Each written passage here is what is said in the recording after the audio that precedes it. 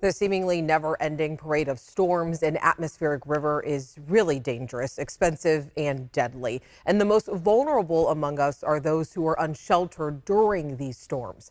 Now, 2 people died this past weekend in Sacramento County after trees fell on their tents.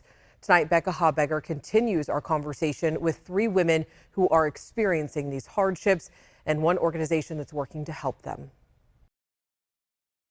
Depending on where you live, you might have seen these little fridges and pantries around your town. This one is in Sacramento. Bree is the founder of the Awkward Gardeners Community Table, which takes surplus food and diverts it from the landfill by giving it to people who are experiencing food insecurity. And part of that work includes restocking these fridges and pantries throughout the week, which individual homeowners decide to install and anyone can donate to. I try to stuff my car as much as I can because I want, 1, the trip to be worth it, and 2, to feed as many folks as possible, maximize my trip. She'll take all sorts of surplus food, but says items with a longer shelf life, something that doesn't spoil quickly, is especially helpful, especially now when storms mean the power to these fridges could go out. So a lot of belongings are getting destroyed by the storms. The folks that I serve on the streets, particularly in the encampments, their encampments are being flattened.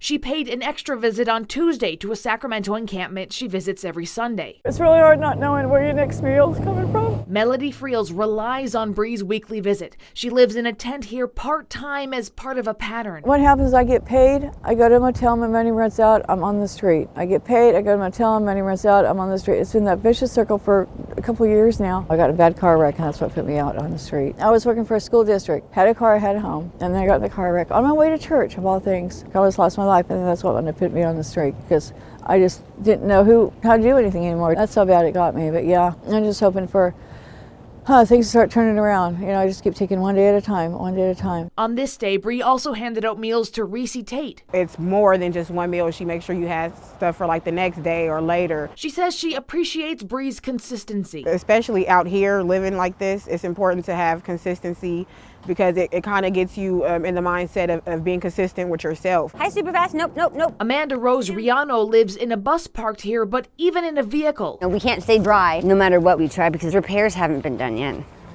It's hard to make repairs when you can only park places for 72 hours at a time. We asked all of these women what they'd like those of us with secure housing to keep in mind during these storms and beyond. I just say be kind to everyone. If you have never been been in this situation, never say never, for one, because it's one of the most hardest situations to deal with, homelessness, period.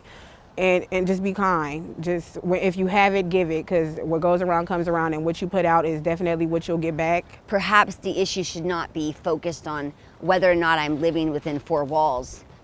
Maybe the issue should be focused more on how do we get you where you're living and thriving, you know, and take the homeless part out of it. All I can say is very difficult. It's a hard life, a very hard life. You don't ever want to do it again. I still don't want to do it right now, but no choice.